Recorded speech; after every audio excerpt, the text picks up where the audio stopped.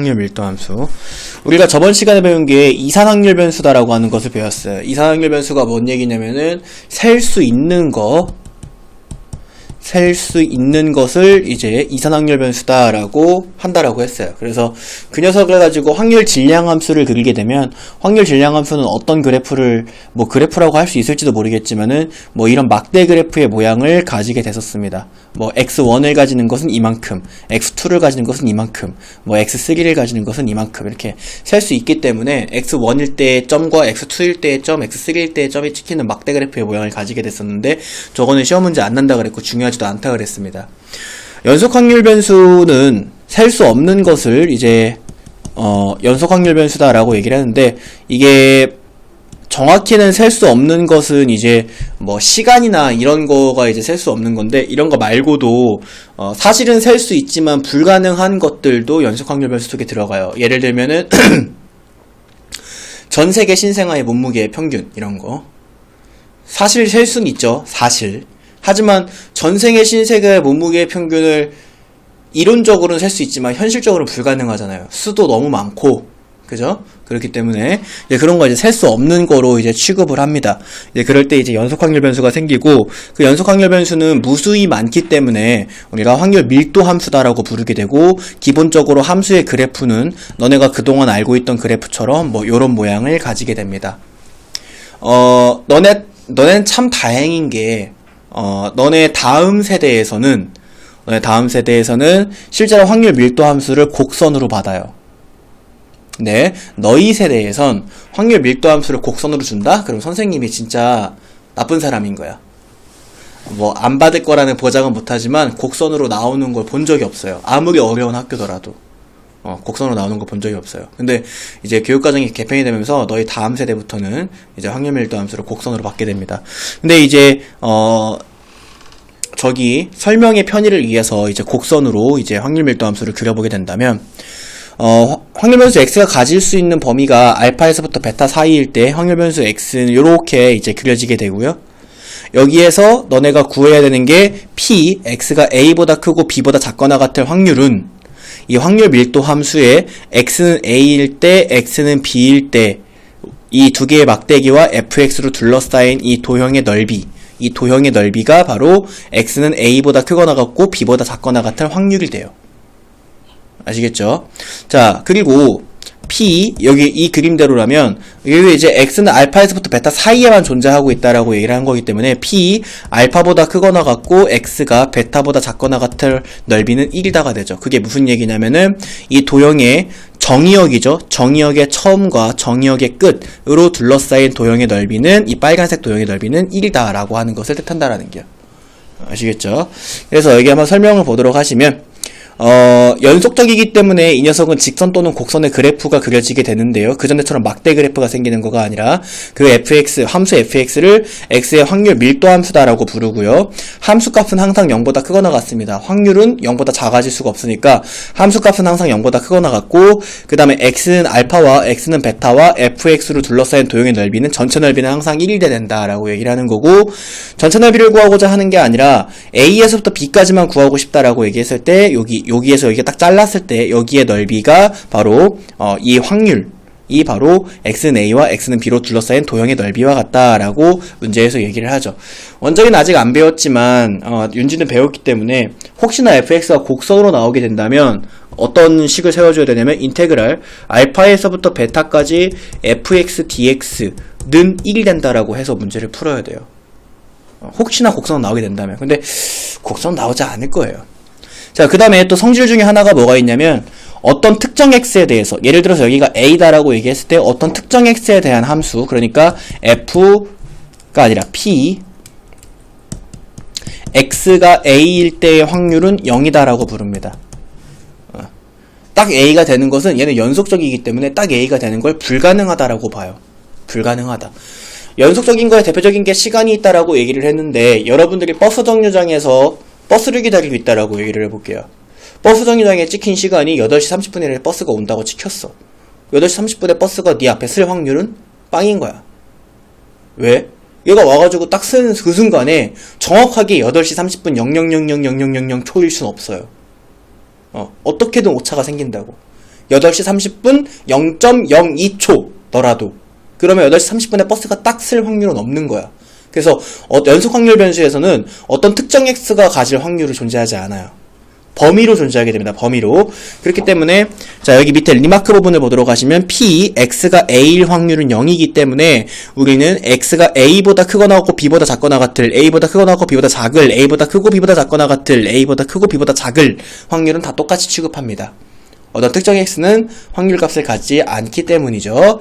자 오른쪽 페이지에 개념 체크를 보도록 하시면 연속 확률 변수 x의 확률 밀도 함수가 fx는 2분의 1 마이너스 8분의 1x다라고 얘기했어요. 이것과 같이 웬만해선 지금 교육과정에서는 저기로 직선으로 받을 거예요. 그래서 x는 0에서부터 4까지다라고 얘기를 했는데 이 새끼를 한번 그려보도록 하면 fx를 기울기가 마이너스 8분의 1이고 y절편이 2분의 1짜리니까 여기에 2분의 1이 있고요. 자 여기에 실제로 x에 4를 넣게 되면 0이 되니까 여기가 x는 4가 되겠다.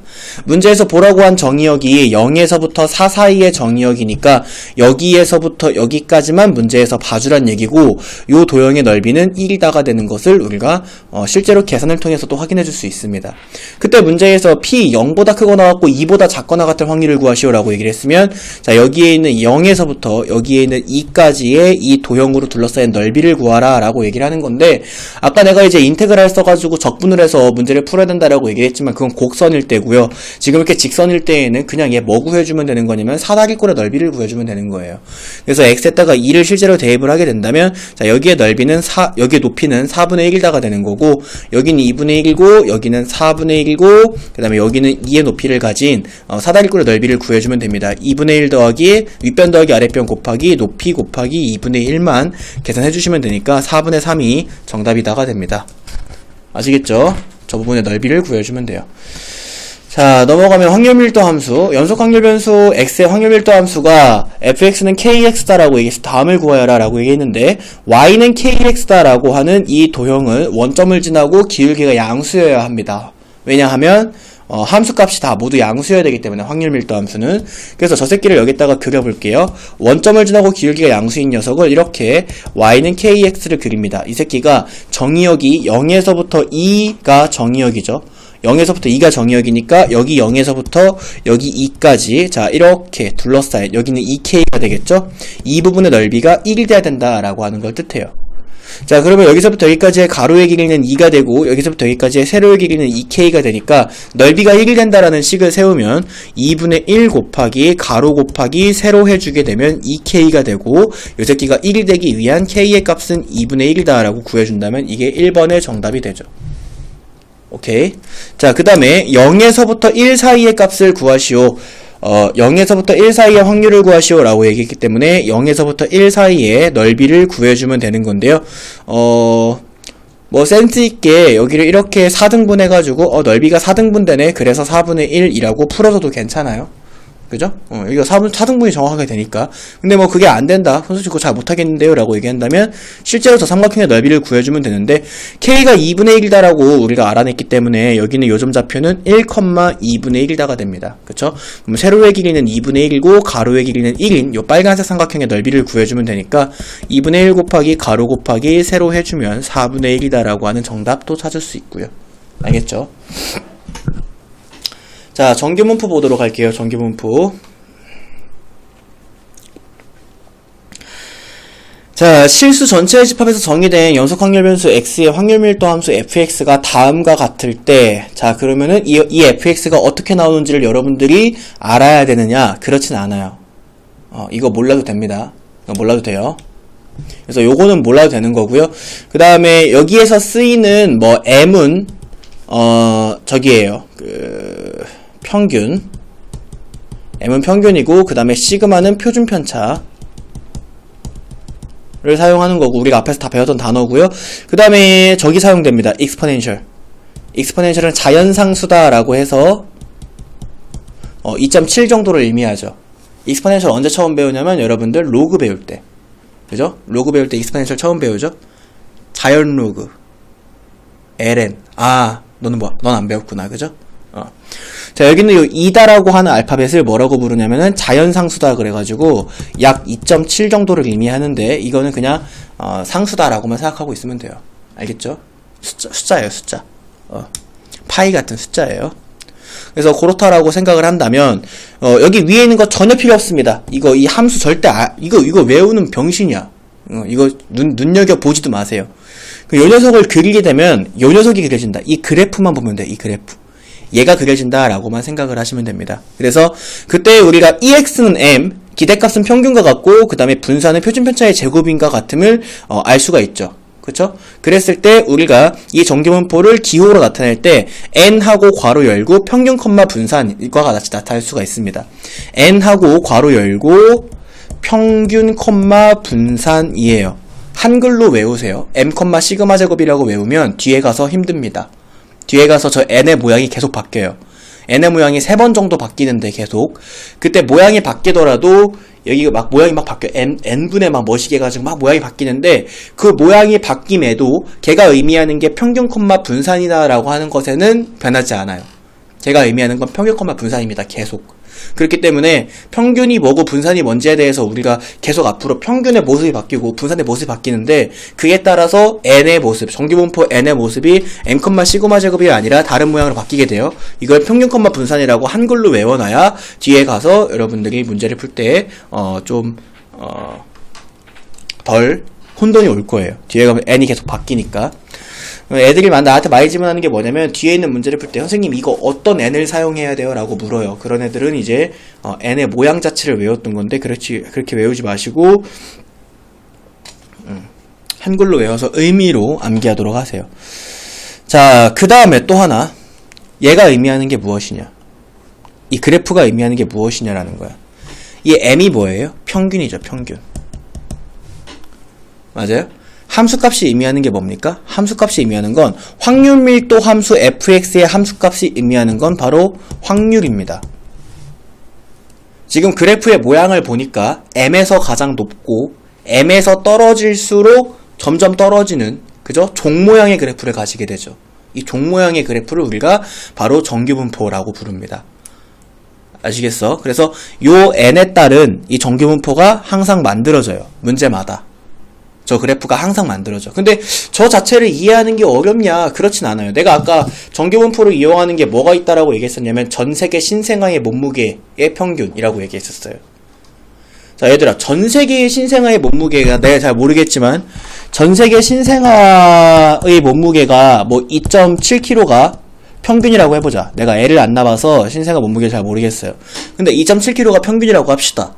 야, 그러면 당연한 거 아니겠니? 내가 낳을 애가 2.7kg에 가장 근접해 있겠죠. 내가 낳을 애는 어느 몸무게에 근접해? 5kg에 근접해? 10kg에 근접해? 1kg에 근접해? 아니에요. 내가 낳을 애는 2.7kg에 근접할 확률이 가장 높아. 맞아? 그렇기 때문에 평균에서의 함수값이 가장 높은 거야. 평균일 확률이 가장 높은 거라고. 그리고 그 평균에서 벗어날 확률은 점점 줄어드는 거죠. 아시겠죠? 자, 정규분포 곡선의 성질을 보도록 할게요. 정규분포 n, m, 시그마 제곱, 평균, 분산을 따르는 확률 변수 x의 정규분포 곡선에는 다음과 같은 성질이 있다라고 얘기해가지고 이 곡선의 성질이 시험 문제에 등장합니다. 시험 문제에 등장을 하는데 실제로 자주 등장을 해요. 자주 등장하지만 요거를 주로 다루는 학교는 많이 없어요, 사실. 그러니까 좀 선생님이 시험 문제 좀 쉽게 내고자 할 때 선생님, 야, 이번에 시험 문제 좀 쉬워 라고 하면 등장할 확률이 높아지는 이제 그런 다음 중 성질에 대한 설명으로 틀린 것은 해놓고 그래프를 막 주고 그 그래프에 대해서 막 해석하는 그런 문제가 사실 어려운 건 아니니까 시험 문제에 등장을 하게 된다면 선생님이 좀 쉽게 내고자 할 때에는 이제 등장을 하게 된다라는 거죠. 아예 등장을 안 하진 않습니다. 이거 종종 등장해요. 특히 그 동네별로 유명한 쉬운 학교들 있잖아요. 세종에 뭐가 있을까요? 두루구? 네, 그런 학교에서 등장합니다. 무조건 등장해요. 자, 다음과 같은 성질이 있다라고 얘기해가지고 x는 m에 대하여 대칭인 종 모양의 곡선이다 라고 얘기를 할 수 있고요. 그 다음에 곡선과 x축 사이의 넓이는 1이다. 그게 무슨 얘기냐면, 자, 이렇게 곡선이 그려졌을 때 물론 얘는 x축과 맞나? 안 맞나? 안 만나는데 이렇게 봤을 때 이 부분의 넓이는 1이 된다라고 얘기를 하는 거예요. 어디까지 가야 돼? 이거? 끝도 없이 계속 가야 돼. 우리 뭐 극한의 개념을 배웠으니까 끝도 없이 계속 간다라고 하는 것에 대한 이해는 있겠죠. 그랬을 때 그걸 다 더하면 넓이는 1이 돼야 된다라고 얘기를 하는 거고요. 그 다음에 이게 뭐야? 시그마의 값이 일정할 때. 시그마의 값이 일정하다는 것은 뭐냐? 편차잖아, 편차. 그쵸? 표준편차죠. 편차가 일정할 때 평균이 달라지면 대칭축의 위치가 바뀌어요. 이게 여기 아래 나와 있는 이 그림 1입니다. 편차는 일정해요. 편차는 일정한데 평균이 점차 높아지면 이 종 모양의 폭이라고 해요. 폭은 일정하지만 편차가 결정하는 게 폭이거든. 편차가 결정하는 게 저 종 모양의 폭이에요. 폭은 일정하지만 점점 평균이 높아지니까 그래프는 오른쪽으로 이동하는 것을 볼 수 있습니다. 그죠? 모양은 변하지 않는다를 우리가 폭은 변하지 않는다라고 얘기를 해요. 자, 4번 보도록 가시면 4번 성질에 평균이 일정할 때 시그마의 값이 클수록, 시그마의 값이 크다라는 것은 편차의 값이 커진다라는 거잖아. 편차의 값. 이게 뭔 얘기냐면 자료가 막 산만하게 있다는 얘기예요. 맞아요? 편차가 커진다는 건 자료가 산만하게 있다는 얘기라고. 자료가 산만하게 있을수록 높이는 낮아지고 옆으로 퍼진 모양의 그래프가 당연히 되겠죠. 자료가 산만할수록 가운데 모여있지 않고 점점 옆으로 퍼지는 그래프가 되게 될 거예요. 그래서 여러분들이 이제 여기는 요 그래프들을 이제 m의 값이 변할 때 또는 시그마의 값이 변할 때 이런 변화를 갖는다라고 생각을 하면 되는 거고, 여러분들한테는 시험 문제로 등장할 때에는 뭐 종 모양을 뭐 다음 중 뭐 편차가 가장 큰 뭐 종 모양을 골라라 이 정도 너무 쉬워서 안 나고 2개 이상의 그래프를 주고 그거를 비교했을 때 평균은 어떻네, 뭐 표준 편차는 어떻네, 뭐 자료가 더 산만하네. 이거 산만한다는 거 뭐라고 하죠? 이거 중학교식 표현이 있었는데 자료가 막 산만하게 퍼져 있는 거, 분산이 크다. 산포도가 크다, 그죠? 산포도가 클수록 이제 종이 점점 낮아지고 점점 옆으로 넓어진다라고 이제 표현을 하는 막 그런 이제 맞는 보기를 고르는 문제가 쉬운 문제에서는 많이 등장을 하게 됩니다. 그 다음에 여러분들한테 이 m의 값이 여기에 있을 때 P, A에서부터 B까지 X가 A보다 크거나 같고 B보다 작거나 같은 확률을 구하시라고 얘기를 했으면 이 종 모양의 그래프에서 A에서부터 B 사이를 여러분들이 넓이를 구하시면 되는데, 그럼 선생님 이거 곡선이잖아요. 인테그랄 적분을 사용해야 되나요? 곡선인데 넓이를 어떻게 구해요? 라고 얘기를 한다면 넓이를 줘요. 문제에서 넓이를 줍니다. 그래서 여러분들이 문제에서 주는 넓이를 보고 알맞은 값을 찾아내기만 하면 되는 거예요. 넓이는 받게 될 테니까 걱정할 거 없습니다. 자, 넘어가면 표준정규분포가 있습니다. 표준정규분포. 자, 얘들아 봐봐라. 여러분들이 조사를 하는데, 그죠? 조사를 하는데 A 학교가 있다라고 해볼게. A 학교가 있는데 A 학교의 수학 시험을 봤더니 평균이 A 학교는 평균이 60점이래. 그리고 나의 점수는 85점이다라고 해보자.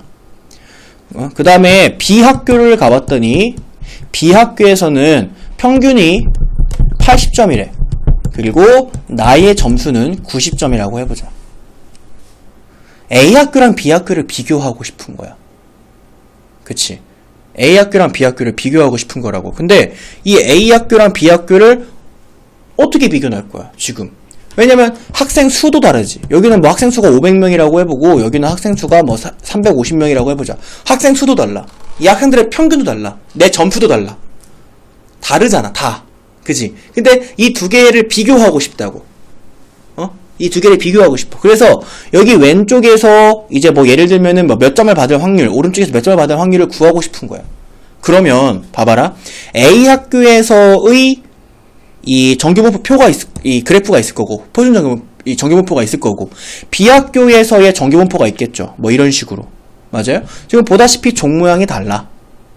그럼 이거 기준도 다르다고. 여기는 얘가 60이고, 여긴 얘가 80이야. 맞아요? 기준도 다르다고. 그래서 이거를 하나로 얘를 하나로 통일해요.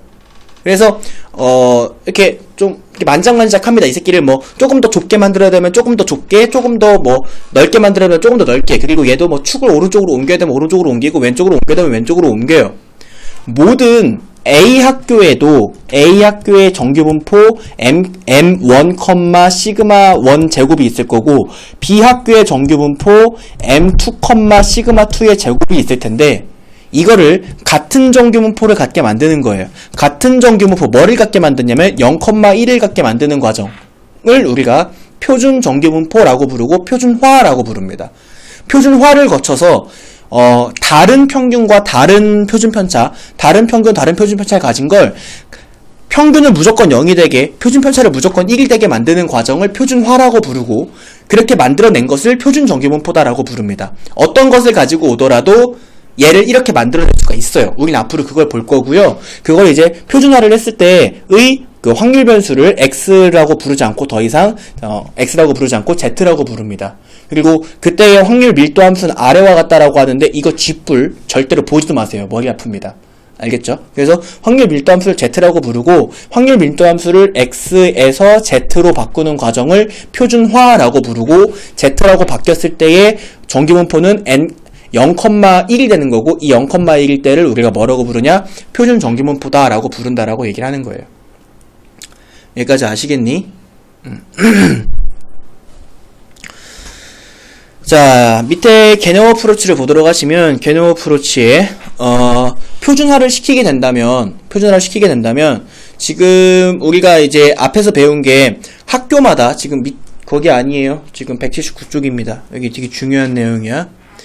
학교마다 인원수랑 평균이랑 내 점수가 달랐기 때문에 그때마다의 내가 앞에서 뭐라 그랬었냐면 넓이가 여기라 그랬어. A보다 크거나 같고 B보다 작거나 같은 넓이는 여기라 그랬다고. 근데 그 넓이 내가 계산하는 거 아니라 그랬지.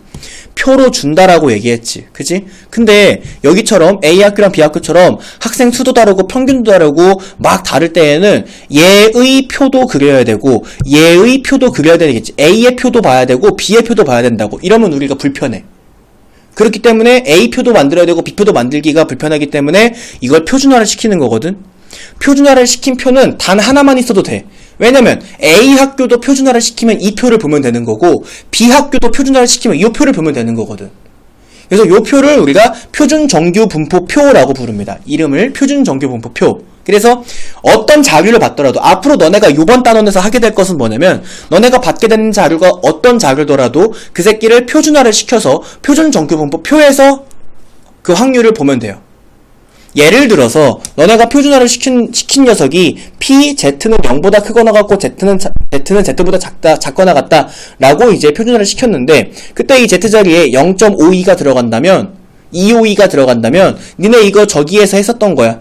무려 2번 하고 지금 3번째 보는 건데 니네 루트의 근사값 찾을 때도 표 봐가지고 찾은 적 있고 맞아요? 예를 들어서 루트 3.538 이런 거 있을 때 3.5 찾고 38 내려가가지고 찾았잖아요. 그쵸? 그러니까 이런 거 루트의 근사값 중학교 3학년 때 루트의 근사값도 표로 찾아본 적이 있고 로그의 근사값 상용 로그의 근사값도 표로 찾아본 적이 있습니다. 그거랑 똑같아요. 여기가 지금 0에서부터 2.5241 확률을 구해라 라고 얘기를 했으면 2.5에서 가고 0.02에서 내려가서 0.4941이다 라고 생각을 해주면 되는 거야. 얘가 의미하는 게 뭐냐? 야, 너네가 표준화를 시키게 된다면 그 표준화 시킨 그 표는 항상 0이 축이다라고 했어요. 0이 평균이다 그랬죠. 그죠? 그럼 0에서부터 2.5241 확률 한 여기쯤에 2.52가 있는 거죠. 그러면은 요 부분의 넓이가 바로 0.4941이라는 거고 그 확률이 0.4941이라는 거예요. 무슨 얘기인지 아시겠지? 자, 이제 이런 식으로 여러분들은 문제를 풀게 됩니다. 자, 밑에 보면은 설명 보면은 한편 확률 변수 Z는 0에 대해서 대칭이므로 다음이 성립한다라고 해가지고 성질 5가지가 나오는데 이거 너네가 표시할 수 있는 가장 중요한 표시를 해놓으세요. 여기 나와 있는 이 성질 5가지로 이제 여러분들은 문제를 풀게 됩니다. 이게 대칭이기 때문에 성립하는 건데요.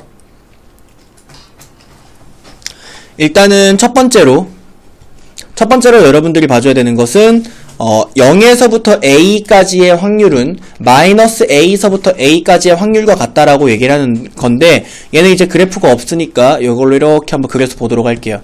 자, 여기가 0인데 0에서부터 A까지의 확률, 그러니까 이 넓이는 마이너스 A에서부터 0에서까지의 넓이랑 서로 같다라고 얘기를 하는 거예요. 이건 대칭이기 때문에.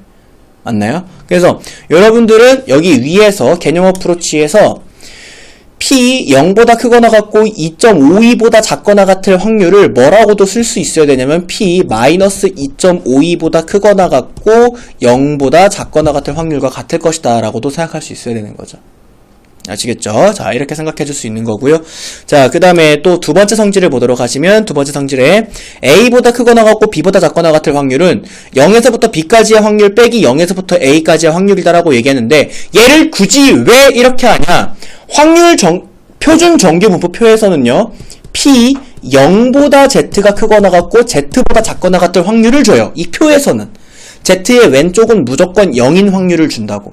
오른쪽에 수가 들어가는 확률을 받아요. 우리는. 그렇기 때문에 A보다 크거나 같고 B보다 작거나 같은 이거는 표에서 바로 찾을 수가 없습니다.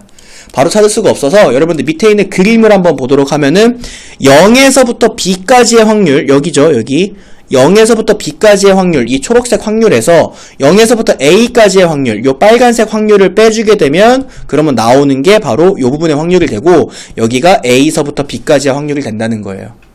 아시겠죠? 자, P, Z가 A보다 크거나 같을 확률은 아까도 얘기했지만 표준정규분포표는 왼쪽이 0이어야 돼. 이 숫자들만 나와 있어요. 표에는. 그렇기 때문에 왼쪽이 0이 되게 만들어줘야 되는데 어떻게 해줘야 되냐? 이 오른쪽 반땡에서 근데 이 오른쪽 반땡은 얼마냐? 넓이가. 자, 여러분들 이거 전체 넓이가 1이다 라고 얘기를 했기 때문에 전체 넓이가 1이다 라고 얘기했기 때문에 어느 쪽이든 반땡은 넓이는 0.5일 거예요. 맞나요? 이 왼쪽도 넓이는 0.5가 돼야 될 거고. 그쵸? 오른쪽 반땡이 0.5고 왼쪽 반땡이 0.5라고 확률이. 그랬을 때 0보다 크거나 같은 확률에서 이게 지금 0보다 크거나 같은 확률이죠. 0보다 크거나 같은 확률이 이 초록색 영역입니다. 거기에서 0에서부터 A의 확률을 빼는 거죠. 여기를 빼는 거야. 이렇게. 그러면은 그게 바로 0.5에서 0보다 크거나 같은 확률이 0.5가 되겠죠. 0.5에서 0에서 A일 확률을 뺀 것과 같다 라고 할 수 있는 거죠. 아시겠지? 반땡은 0.5입니다 얘들아. 자, 그 다음에 세 번째 성질 보도록 할게요. 세 번째 성질을 보시면 A보다 작거나 같을 확률은 여기가 A고 A보다 작거나 같은 확률은 이만큼을 보는 건데 얘는 어떻게 두 개로 나눠서 보는 거예요. 0에서부터 왼쪽 전체 확률 0.5와 그 다음에 0에서부터 A까지의 확률의 합으로 보겠다는 얘기죠. 그죠? 그래서 0보다 작거나 같을 확률과 0에서 A까지의 합과 같다. 그래서 0.5와 0에서 A까지로 보게 됩니다. 지금은 이제 이게 잘 안 와닿고 저게 뭔 소린가 너무 어렵다라고 느낄 수 있지만 사실 이거는 전혀 어려운 게 아니고 너네가 확통을 이제 좀 문제를 풀다 보면은 당연히 너무나 손쉽게 할 수 있는 부분이 돼요. 이거는. 그러니까 이거는 자연스럽게 받아들일 때까지 시간이 조금 한 일주일 정도 필요할 거예요. 그 다음에 5번 보도록 가시면 마이너스 A에서부터 B 사이일 확률은 여기서부터 여기까지의 확률이죠. 걔는 마이너스 A에서부터 이만큼 마이너스 A에서부터 0까지의 확률과 그 다음에 0에서부터 B까지의 확률의 합과 같다라고 볼 건데 0에서부터 B까지의 확률은 어차피 이제 표준정규분포표에 있어요. 하지만 마이너스 A에서부터 0까지의 확률은 없는데요. 우리는 뭐를 이용할 거냐면 이 새끼가 대칭이다라고 하는 걸 이용할 거예요. 바로 이 오른쪽에 0에서부터 A까지의 확률과 서로 같거든요. 그죠? 요 두 개가 서로 같거든. 그래서 0에서부터 A까지의 확률과 0에서부터 B까지의 확률의 합이 마이너스 A에서부터 B까지의 확률과 같다라고 할 수 있는 거죠. 대칭인 것을 이용을 해서 요걸 가지고 이제 앞으로 계산 계속 할 겁니다. 근데 사실 저거를 몰라가지고 틀리는 놈은 없어요. 개념 체크를 보면은 뭐 219쪽에 정규분포표를 이용하라 라고 얘기했는데 219쪽이 없으므로 넘어갈게요. 자, 정규분포의 표준화하는 방법을 그럼 지금부터 봐야겠죠? 표준화한 식을 여러분들에게 주진 않아요. 그럼 정말 고맙겠지만 표준화가 되어 있는 식을 여러분들이 받진 않습니다. 아까 내가 표준화를 뭐라고 했었냐면은 확률변수 X를 확률변수 Z로 바꾸는 과정이다 라고 얘기를 했는데 X를 Z로 그냥 뿅 하고 문제 주진 않는다고. 그럼 어떻게 바꿔줘야 되냐? 표준화하는 식은 아래와 같습니다. 왜 아래와 같은지를 고민하진 마세요. 그냥 아래와 같아요. 알겠죠? 그래서 자, P, X가 A보다 크거나 같고 B보다 작거나 같을 확률을 표준화를 시켜야 돼. 표준화의 필요성에 대해서는 아까 얘기했죠. 모든 자료를 표준화를 해야 하나의 공통된 표를 보고 확률을 구할 수가 있거든. 표준화를 시키는 과정은요. 자, X가 Z로 바뀌는 과정은 지금 X가 Z로 바뀌었죠? 그러면 그 좌우에서 무슨 일이 일어나냐면 A 빼기 평균 나누기 표준 편차입니다. 오른쪽에서 B 빼기 평균 나누기 표준 편차죠. 변수 빼기 평균 나누기 표준 편차 라고 생각을 해주면 됩니다. 아까 내가 얘기했죠. 이 n의 모습이 평균 콤마 분산이라고 하는 이 정규분포 n의 모습이 뒤로 갈수록 3번 정도 변한다라고 얘기를 했어요. 이게 3번 정도 변한다는 얘기는 지금 우리가 표준을 시킬 재료 n과 시그마가 어디 속에 들어있냐면 여기 이 n 속에 들어있어요. n과 시그마가. 맞아요? 그 말은 우린 앞으로 3번 정도 배울 텐데 표준화를 뭐 2번, 3번 정도 배울 텐데 그 뒤에 가면서 표준화를 배울 때마다 정규분포 n의 모습도 변하고 표준화시키는 식의 모습도 변해요. 이 표준화시키는 식도 모습이 변한다고. 그렇기 때문에 여러분들은 한글로 의미로 외우는 것이 헷갈리지 않을 방법일 겁니다. 그래서 변수 빼기 평균 나누기 표준 편차다라고 너네가 생각을 해주면 되는 거고요. 얘가 의미하는 것을 그래프상에서 볼 때 이 맨 밑에 있는 그래프를 보도록 하시면 어떤 그래프에서는 A에서부터 B까지의 확률이 이만큼인데 이것을 이 그래프에 대한 정규분포 표를 만들어낼 수가 없기 때문에 얘를 표준화를 시켜서 여기가 이제 시그마분의 A-M이고 여기가 시그마분의 B-M인데 여기를 구하면 된다. 그리고 이 새끼 표준 정규분포표의 표준 정규분포의 표는 세계에서 수학하는 사람들이 만들어 놨으니까 이미. 그래서 표준화를 시키게 된다면 그 표준 정규분포 표를 보고 하면 된다라고 여러분들이 생각을 하시면 됩니다. 자, 그럼 넘어가도록 할게요. 표준화가 안 됐으면 반드시 표준화 시켜야 됩니다. 근데 가끔 정말 가끔 선생님들 중에 변태 같은 선생님이 표준화를 시키지 않고 표를 x에 대한, 지금 여기 봐봐, 여기 지금 66번 문제에 표에 z에 대한 걸 썼잖아. 표준화 시키고 보라 이거야. 그지? 표준화를 시키고 봐 이런 얘기인데 z를 안 주고 x에 대한 그 표를 주고 표준화를 굳이 안 시키고도 풀 수 있게 주기도 해요. 그러면 개땡큐긴 한데 표준화를 안 시켜도 되니까 개땡큐긴 한데 가끔 애들이 표준화에 하도 버릇이 돼서 여기가 x임에도 불구하고 표준화를 시키고 문제를 풀기도 하는데 그런 문제 틀릴 겁니다. 근데 그런 일은 많이 없어요. 대부분 표준화를 시키는 것을 주로 봅니다. 자, 그러면은 n 정규분포가 65,4의 제곱이라는 얘기는 m이 65란 얘기고 시그마가 4란 얘기예요. 그때 오른쪽 정규분포표를 이용하여 다음 확률을 구하시오라고 얘기를 했는데 x가 67보다 작거나 같은 확률이에요. 지금 얘는 x잖아. x란 얘기는 뭐냐면 표준화 시키지 않았단 얘기야. 표준화를 시키지 않았는데 어떻게 오른쪽에 있는 표준 정규분포표를 봅니까? 표준화를 안 시켰는데. 그래서 우리는 이 새끼를 표준화를 시켜줘야 됩니다. 표준화 시키는 과정은 아까 앞에서 봤죠. 자, 그럼 P, 이 새끼 표준화 시키면 Z는 작거나 같다. 변수 빼기 평균 나누기 표준 편차예요. 그러니까 67 빼기 65 나누기 4를 하면 표준화가 됩니다. 내가 얘기했죠? 통계는 그냥 계산이라고. 이건 그냥 계산이야. 그러면 P, Z는 작거나 같다 0.5보다가 됩니다. 작거나 같다 0.5보다. 자, 그러면 혹시나 조금 짱구가 빨리 돌아갈 수 있는 친구를 위해서 내가 얘를 먼저 적어주면 이 새끼는 0.5 더하기 P 0보다 크거나 같고 Z가 0.5보다 작거나 같으니라고 고쳤을 수 있어요. 근데 이게 전 그렇게까지 짱구 못 굴리겠는데요? 라고 얘기한다면 그려야죠. 자, 어떻게 그려요? 여기가 0이 되게 이렇게 올라갔다가 0에서 내려오게. 0.5는 반드시 양수기 때문에 여기에 있습니다. 문제에서 구하라는 건 0.5보다 작거나 같을이에요. 0.5보다 작거나 같을은 이 부분의 넓이를 구하라는 거고 이 부분의 넓이를 바로 구하지는 못하고 얘를 나눠서 봐야 됩니다. 이쪽의 넓이 0.5와 그 다음에 이쪽의 넓이가 뜻하는 게 얘가 뜻하는 게 바로 0보다 크거나 같고 0.5보다 작거나 같은 이죠. 그리고 표준정규분포표는 지금 너네가 보다시피 0보다 크거나 같고 Z보다 작거나 같은으로 시작합니다. 그렇기 때문에 반드시 0보다 크거나 같은 꼴로 고쳐야 돼요. 알겠죠? 자, 그러면 이제 요 새끼의 확률을 구하면 되는데 0.5 더하기, 자, 0보다 크거나 같고 0.5보다 작거나 같은 0.5는 여기 있네. 그죠? 이 새끼인 거야. 0.1915. 그래서 얘만 계산해주면 0.6915가 확률이 됩니다. 자, 이제 한번 해봤으니까 이제 그다음부터는 속도를 좀 낼게요. 자, 2번 문제 봅니다.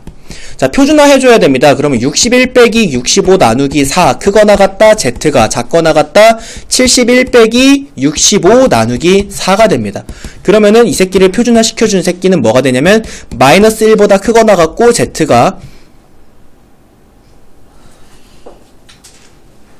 1.5보다 작거나 같은이 돼요. 6이니까. 1.5죠? 1.5보다 작거나 같으니 됩니다. 맞아요? 이게 처음에 잘 안 보이면 얘들아 그래프 그려가면서 하세요. 그려가면서. 그러면은 자 이렇게 올라갔다가 이렇게 내려오고 여기가 0인 녀석인데 마이너스 1보다 크거나 같고 1.5보다 작거나 같으는 여기가 마이너스 1이고 여기가 1.5다라고 얘기를 했을 때 여기 둘러싸인 도형의 넓이를 구하라는 거고 우린 두 군데로 나눠서 봐야 되는데 여기 이 빨간색 영역과 그 다음에 여기 이 초록색 영역으로 나눠서 우리는 확률을 구해야 됩니다. 빨간색 영역의 확률은 어떻게 됩니까? 빨간색 영역의 확률은 P 0보다 크거나 같고 1보다 작거나 같은 거 같죠? 좌우대칭이니까 마일에서 0까지는 0에서 1까지와 같은 거고요. 자 더하기 초록색 영역은 어디가 됩니까? P 0보다 크거나 같고 Z가 1.5보다 작거나 같으니 돼요. 그럼 이제 위에서 표에서 보면 되는 거야. 0보다 크거나 같고 1보다 작대? 그러면 이 새끼네 0.3413 더하기 0보다 크거나 같고 1.5보다 작대? 그러면 이 새끼네 0.4332만 계산해주면 확률이 나오는 거죠. 알아들어요? 자, 그 다음에 3번 문제를 보도록 하시면 이 새끼도 표준화 시켜야 됩니다. Z가 크거나 같다 73 빼기 65 나누기 4를 해주면 P, Z는 크거나 같다 2보다가 되고 이 새끼는 0.5 빼기 P 0보다 크거나 같고 2보다 작거나 같다가 되죠. 그러면은 요 새끼 갖다 쓰면 되겠네요. 그러면 0.5 빼기 0.4772만 계산해주면 됩니다. 어렵지 않죠? 네. 자, 넘어갑니다. 67번. 자, 이제 여러분들은 어떻게 해야 돼? 선생님이 그 앞단원에서 이산확률 분포할 때 이항분포 b, n, p를 찾는 게 1순위라고 얘기를 했습니다. 이걸 찾아야 ex를 np라고 찾고 vx를 npq라고 찾고 뭐 시그마 x를 뭐 루트 npq라고 찾죠. 얘 찾는 게 1순위라고. 마치 여러분들이 2차 함수 받으면 그 2차 함수의 꼭지점 찾는 게 1순위였던 것처럼 어떤 이항분포 문제에서는 저 b를 찾아내는 게 가장 1순위예요. 지금 내가 이 얘기를 왜 하냐? 얘 n 안 줬거든. 방금 전에 문제처럼 n은 m, 시그마 제곱이라고 안 줬어. 그러면 여러분들은 여기서 뭘 찾아야 돼? 정규분포 n을 찾아야 돼. 내가 뭐라 했습니까? 평균 컴마 분산이라고 얘기했죠? 평균 컴마 분산. 그러면 500명의 키는 평균이 170이니까 170 컴마. 표준 편차가 5니까 5의 제곱. 170 컴마 5의 제곱이 정규분포 n이에요. 이 정규분포를 찾아줘야 됩니다. 알겠죠? 그 다음에 167.5cm 이하의 학생은 몇 %인지 구하라 라고 얘기했으면은 167.5cm 이하의 확률을 구해야겠죠? px는 작거나 같다 167.5 를 봐줘야 됩니다. 아시겠죠? 자, 근데 오른쪽에 나와 있는 건 뭐예요? 표준 정규분포표잖아. 그러니까 우리는 이 새끼를 표준화 해줘야 됩니다. PZ는 작거나 같다 167.5 빼기 170 나누기 5야. 맞나요? 그래서 얘를 계산을 해주면 너무 어렵다. 어디 갔어? 마이너스 0.5래요. 자, PZ는 작거나 같다 마이너스 0.5. 그럼 이것도 눈에 잘 안 들어오면 그리세요. 자, 이렇게 종 모양 그리고 여기가 0이야. 그럼 마이너스 0.5보다 작거나 같을 확률은 여기가 되는데 정규분포표에서는 여기를 바르고 여기는 없잖아. 그치? 그렇기 때문에 우리는 어떻게 봐줘야 돼? 여기에 플러스 0.5를 봐서요. 오른쪽 전체에서 0에서부터 5까지를 빼야죠. 그러면 여기가 생겨요. 그죠? 그럼 걔를 식으로 표현하면 0.5 빼기 P 0보다 크거나 같고 Z가 0.5보다 작거나 같으니 됩니다. 그러면 0.5 빼기 얘가 0.1915니까 0.1915만 계산해주면 되는 거죠. 그러면 이 새끼가 확률이 몇이 나오냐면 0.3085가 되는데 자, 문제에서는 전체의 몇 %냐라고 물어요. 퍼센트는 확률 곱하기 100이죠. 확률 곱하기 100. 그러니까 0.3085 곱하기 100을 해주게 되면 30.85%다라고 풀어낼 수 있습니다. 자, 넘어갑니다. 68번. 정규분포의 활용. 요거 별표 치세요. 요걸 시험 문제로 등장해도 이상하지 않을 난이도의 문제입니다. 다만 얘보다 조금 더 어려운 뒤의 내용으로 등장할 거예요. 하지만 여기서 이해를 해야 뒤의 내용도 이해를 하지 않겠습니까? 그죠? 자, 어느 회사에서 350명의 신입사원을 뽑기 위해서 입사시험을 실시했는데 5,000명이 지원을 했대요. 5,000명이 지원. 자, 그러면 봐봐라. 일단은 합격할 확률을 구해볼까? 합격할 확률은 5000분의 350명이에요. 5000분의 350의 확률로 합격합니다. 맞아요? 그 다음에 평균이 630점이고 표준 편차가 70점인 정규분포를 따른데 그럼 우리 정규분포 만들어야겠죠? n 630,70의 제곱 이런 것들을 확통해. 특히 통계는 문제가 졸라 길어. 니네가 지금까지 봤던 문제 중에 아마 제일 긴 문제 역사적으로 있을 거예요. 엄청 계속 길단 말이야. 그러면 그 속에서 찾아내야 돼. 너네가 이렇게 쓸 것들을. 합격한 확률이 5000분의 350이 된다라고 하는 것과 그 다음에 정규분포가 630,70의 제곱이 된다라고 하는 이런 것들을, 이런 요소들을 너네가 문제를 읽을 때마다 찾아내야 된다고. 그때 오른쪽 표준 정규분포표를 이용해서 합격자의 최저 점수를 구하여라. 그러면 평균이 60점이고 표준 편차가 70점인데 5000명 중에 350점 안에 들려면 몇 점 받아야 되겠느냐? 라고 물어본 거잖아. 그쵸? 그랬을 때 여러분들은 얘가 최저 점수를 K점이다라고 얘기를 했을 때 P, X가 크거나 같다 K점 이상 받을 확률이 5000분의 350이다 라고 식을 세우면 되는 거죠. K점 이상 받을 확률이 5000분의 350인 거야 라고 생각한다면 K점 이상 받으면 350등 안에 든다는 거거든. 알겠어? 자, 이게 뭐야? 우리가 그 전에 했던 건 봐봐라. 그 전에 했던 문제들은 다 얘는 말짱하게 받았어. 이건 연습 단계니까. 얘는 말짱하게 받고 얘를 계산한 걸 찾아냈었죠. 그쵸? 근데 지금은 뭐예요? 얘를 삐꾸같이 받고 계산한 걸 결과로 받아요. 그리고 이걸 유추해내라는 거야. K가 뭔지를. 방법이 좀 다르죠? 그리고 이런 걸 시험 문제로 많이 등장합니다. 실제로 이번에 아름고등학교 시험 문제로 등장했고요. 알겠죠? 그러니까 요거 잘 봐야 된다잉. 자, 5000분의 350은 0.07의 확률을 가집니다. 0.07. 자, 내가 이거를 표준화 할 거야. 왜 표준화 하냐면 여기 오른쪽에 표준 정규분포표를 받았거든. 그치? 그러니까 표준화를 해줘야 돼요. 자, 그럼 P, Z는 크거나 같다. K 마이너스 평균 나누기 표준 편차를 한 게 0.07일 거야. 자, 여기서는 이제 약간의 센스가 필요한데 잘 봐라. 시험 본 애들이 이렇게 있단다. 합격자는 오른쪽에 있겠지. 그치? 오른쪽에 소수가 합격자일 거 아니겠니? 요만큼? 그치? 그러니까 여기가 요 점이 뭐란 얘기야? 70분의 K-630이란 얘기야. 그래야지 Z가 70분의 K-631의 확률이 0.07이 나오거든. 그러면 다른 말로 해볼게. 여기서 핵심은 이거야. 여기의 확률은 0.43이라는 거야. 이 오른쪽 전체가 0.5니까 0.5에서 0.07을 빼면 0.43이 돼야지. 어떤 확률이 0.43이라는 거야? P 0보다 크거나 같고 Z가 70분의 K-630보다 작거나 같을 확률이 0.43이라는 거야. 이걸 찾아내야 돼. 왜? 정규분포표에선 Z의 왼쪽이 항상 0이거든. 알겠어? 자, 그럼 0.43을 찾아볼까? 여기 있네. 여기 있어. 여기. 이게 우연일까? 아니야. 찾아내고 있는 거라고. 그지? 그러면 1.5네. 뭐가 1.5야? 70분의 K-630이 1.5라는 거라고. 그러면 K는 735가 나와. 그래서 735점 이상은 받아야 합격이구나 라고 유추해낼 수 있는 거죠. 아시겠어? 자, 여러분들 모의고사 보면 표준점수 나오죠. 수능 봐도 표준점수 나오죠. 그 표준점수가 다 이걸로 만든 거예요.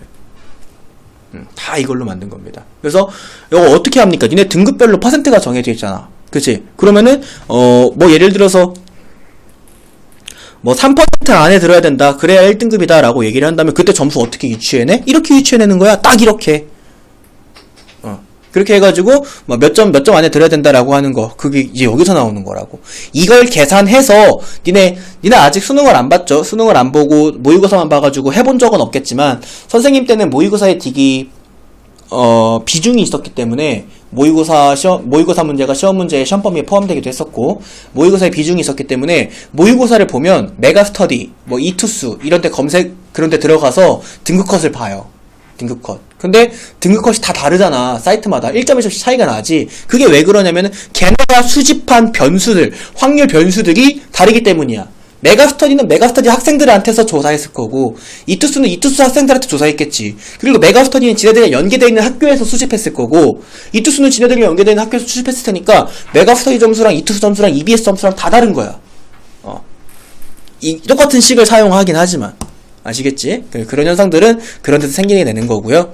그 다음에 넘어가면은 이제 이항분포와 정규분포의 관계인데요.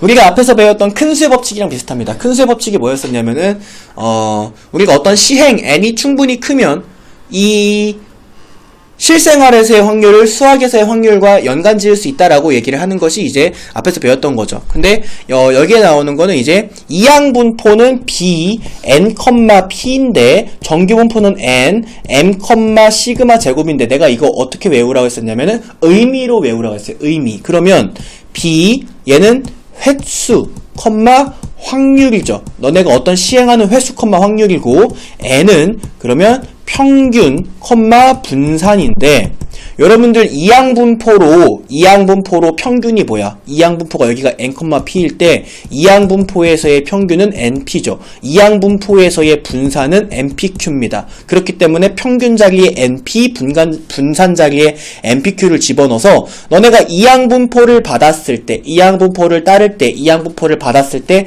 그것을 가지고 정규분포를 만들어낼 수 있어야 된다라는 거예요. 이항분포의 np, npq가 평균, 분산이라는 거야. 자, 벌써 모양 한번 달라졌지.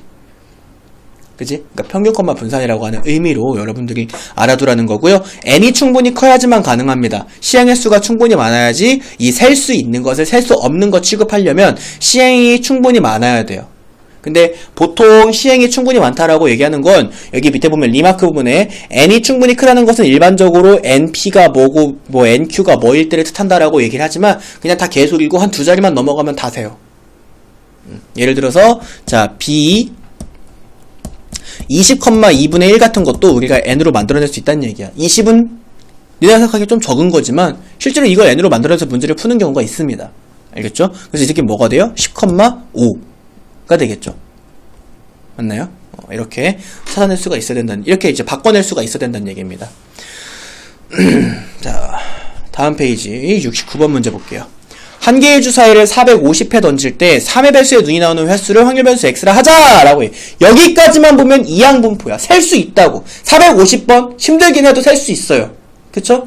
그러면 예로부터 우리가 만들어낼 수 있는 건 b 450, b 450, 3의 배수에 눈이 나올 확률은 3분의 1이죠. 450, 3분의 1이라고 만들어낼 수가 있다고. 근데 문제에서 뭐래?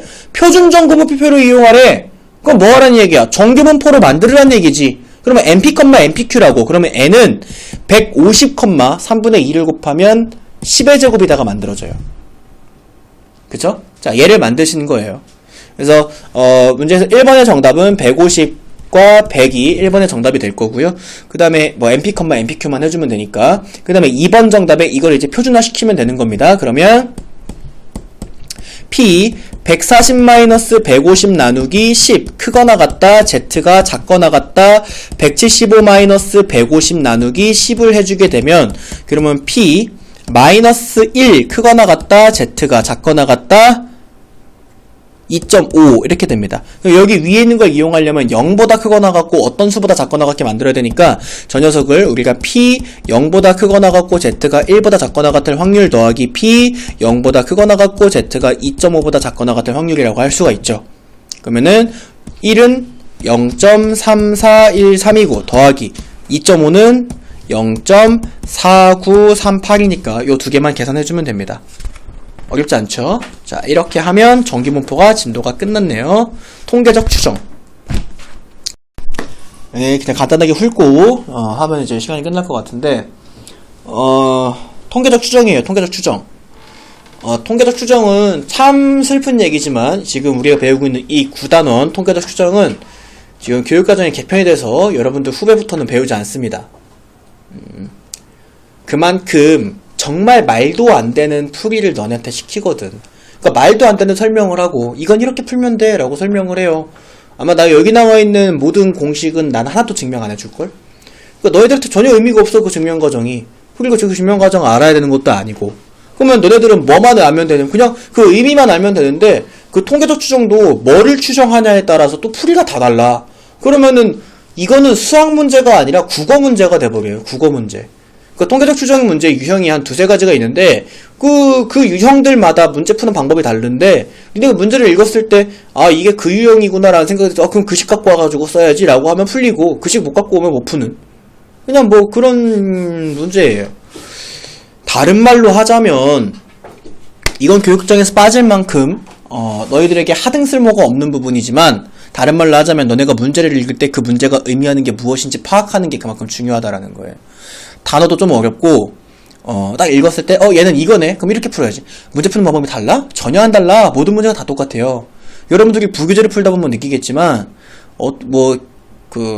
아름다운 쌤을 풀든 라이트 쌤을 풀든 아니면 그 안에 들어있는 그 수많은 수백 개의 문제들이 다 똑같은 방법으로 문제가 풀려. 그러니까 변별력도 없고 변별력이 없기 때문에 그 수학적인 계산으로는 변별력이 없기 때문에 너네들한테 변별력을 주기 위해서 선생님들이 택하는 방법이 말을 꼬는 거야. 말을 꼬아. 그러면 뭐 그냥 그 꼬인 말 속에서 얘가 의미하는 게 뭔지를 찾아내면 되는 거예요. 그냥 국어 문제다라고 생각. 가끔은 나도 헷갈리니까 읽다 보면 아씨 이게 무슨 추정이지? 나도 헷갈리니까. 한번 보도록 하시면 일단은 모집단과 표본에 대해서 보도록 할게요. 모집단과 표본. 모집단이라고 얘기를 하는 것은 전체 집단을 모집단이라고 얘기를 해요. 근데 현실상 조사하고자 하는 대상 전체를 조사할 수가 없을 때 우리는 그 일부분만을 조사해서 그거를 표본이라고 얘기를 하고 표본을 조사합니다. 표본. 그래서 이거를 우리가 추측이라고 얘기를 해요. 모집단 속에 들어있는 이 많은 것들 속에서 어떤 일정한 것만 현실적으로 조사할 수가 없기 때문에 내가 아까부터 계속 예를 드는 게 전 세계의 신생아의 몸무게의 평균. 전 세계 신생아의 몸무게를 여러분들이 평균을 낼 수가 현실적으로 불가능하잖아. 맞아? 그렇기 때문에 현실적으로는 막 이런 게 있겠죠. 뭐 서울에서 가장 큰 산부인과의 신생아 20명의 몸무게와 뭐 제주도에서 가장 큰 신생아 20명의 몸무게, 그다음에 뭐 일본 도쿄에서 산부인과 신생아 몸무게 20명, 뭐 뉴욕에서 20명, 뭐 아프리카에서 20명, 뭐 스페인에서 20명, 막 이렇게 전 세계 각지에서 20명씩을 뽑아와가지고, 그걸 가지고 약, 한 2, 3만 명 정도를 수집을 해서, 그걸 가지고 평균을 만들어내는. 예를 들어서 그렇게 해가지고 2.7kg가 나왔다라고 해보자. 그렇게 해서 2.7kg가 나왔다고 해. 그럼 이게 실제로 전 세계에 있는 모든 아이들의 그 몸무게를 다 조사한 겁니까? 그렇진 않잖아요. 하지만 우린 이걸 가지고, 야, 그냥 2.7kg라고 퉁 치자! 라고 해가지고, 이렇게 딱 퉁을 치죠. 그걸 우리가 뭐라고 불러? 추측이라고 불러. 추측. 아시겠지? 그래서 여러분들이 이제 모집단에서 표본을 뽑아와서 그 뽑아오는 걸 추출이라고 부르고, 표본을 추출한 다음에 그 표본을 조사한 다음에 표본으로부터 모집단은 이럴 것이야 라고 추측해내게 되는, 요걸 가지고 우리가 지금 여기 추측이라고 적혀있지만 추정이라고 부릅니다. 추정. 아시겠지? 그래서 추정해내는 과정을 지금 배우도록 할 거예요. 모집단 전체를 조사하는 걸 전수조사라고 하고, 모집단에서 표본만을 뽑아서 조사하는 걸 표본조사라고 얘기를 하고, 표본조사를 할 때 표본의 개수, 우리가 뽑는 표본의 개수를 표본의 크기다라고 얘기를 하고, 표본의 크기는 보통 여러분들이 소문자 n을 사용해서 앞으로 계산할 겁니다. 자, 추출이다라고 얘기를 하는 것이 랜덤하게 뽑는 것을 임의 추출이다라고 얘기를 하고, 우리가 추출해서 조사한 것을 다시 집어넣어서 다시 뽑는 것을 보건 추출, 다시 집어넣지 않고 다시 뽑는 것을 비보건 추출이라고 합니다. 지금 단어 정리하는 거예요. 자, 넘어가면 모평균, 모분산, 모표준 편차. 자, 모집단이 있다라고 얘기를 했을 때, 어떤 모집단이 있다라고 얘기를 했을 때 이 모집단 속에서 일부분을 뽑아와가지고 일부분만을 조사하는 것을 우리가 표본이라고 한다 그랬잖아요. 그쵸? 이 모집단 속에서의 평균이 있을 거예요.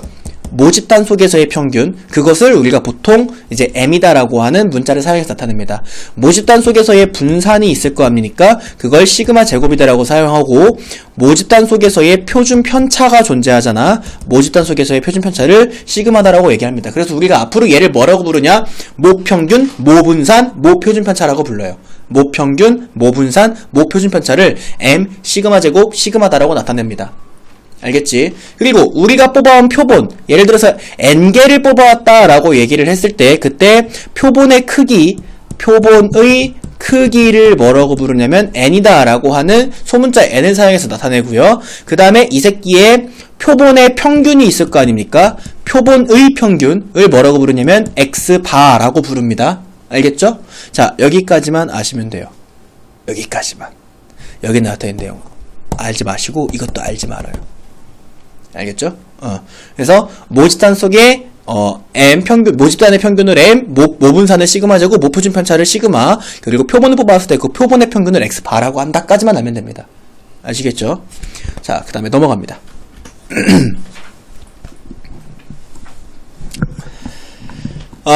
모평균이 m이고 표준편차가 시그마인 모집단에서 크기가 n인 표본을 이미 추출을 할 때 그때 표본평균 x바, 야 이거 잘 봐야 돼. 표본평균, 이거를 애들이 표본의 평균 분산 표준편차가 아니야. 표본의로 가는 게 아니라 표본 평균의로 가는 겁니다. 표본 평균의 평균 분산 표준편차예요. 알겠어? 표본 평균이 뭐라 그랬어? 우리가 뽑은 표본의 평균이라 그랬지? 그러면 표본 평균의 평균은 이 x바죠. 평균이니까 이 x바는 m과 같아. 이게 무슨 얘기야? 모평균이랑 같아. 알겠지? 그 다음에 표본 평균의 분산은 n분의 시그마 작곡과 같아. 이게 무슨 얘기야? 뽑아온 만큼 분산은 작아져. 산포도는 작아진다고. 아시겠지? 표본 평균의 표준 편차는 시그마 x바라고 얘기를 하고 루트 n분의 시그마, 이거는 분산한테 루트를 씌운 것과 같죠? 그래서 다음과 같다라고 해가지고 이렇게 세 가지로 우리가 구할 수 있다라고 얘기를 하는 거고요. 이건 한번 보여줘야 되기 때문에 선생님이 그 밑에 있는 그 증명 과정을 이렇게 떠났어요. 자, 여기에 나와있는, 왼쪽에 나와있는 거는 뭐예요, 뭐? 그래서 모집단에서 x가 1, 2, 3, 4일 확률이 각각 4분의 1, 4분의 1, 4분의 1, 4분의 1이라는 겁니다. 1, 2, 3, 4 주머니 안에 1, 2, 3, 4, 0이 있을 때 1을 꺼낼 확률이 4분의 1, 2를 꺼낼 확률이 4분의 1 해가지고 4를 꺼낼 확률까지 4분의 1이라는 거고, 그러면 여기 나와있는 건 모평균, 모분산, 모표준 편차죠. 그거는 여러분들이 이렇게 곱하고 해가지고 뭐 2분의 5, 4분의 5, 2분의 루트 5라고 구해낼 수가 있죠. 여기 나와있는 건 지금 모평균, 모분산, 모표준 편차입니다. 알겠지? 근데 내가 여기서 표본을 꺼낼 거야. 표본을 꺼낼 건데 몇 개 꺼낼 거냐면 2개 꺼낼 거야. 2개 꺼내면은 그 x반은 내가 꺼낸 게 1이랑 1이면 x반은 1일 거고, 2랑 1이면 x반은 표본의 평균이니까 1.5일 거고, 3이랑 1이면은 표본의 평균이니까 2일 거예요. 맞나요? 그래서 요 표를 채우는 거야. 자, 요 표를 채웠다라고 얘기했을 때 이 표로부터 우리가 요 새끼를 만들어내면 1일 확률은 16분의 1, 1.5일 확률은 16분의 2, 2일 확률은 16분의 3이라고 실제로 만들어낼 수가 있습니다. 이거를. 아시겠지? 자, 그랬을 때 얘를 가지고, 얘가 지금 x바에 관한 표잖아요. 이 x바에 관한 표를 가지고 우리가 표본 평균의 평균, 표본 평균의 분산, 표본 평균의 표준 편차를 구해보면은 실제로 2분의 5, 모평균이랑 똑같이 나온다 이거야. 모평균이랑 똑같이 나온다. 2분의 5가. 이건 계산을 통해서 우리가 보여주는 거예요. 그 다음에 분산은, 표본 평균의 분산은 8분의 5가 나오는데 그거는 이 4분의 5한테 곱하기 n분의 1을 한 것과 같은 녀석이다.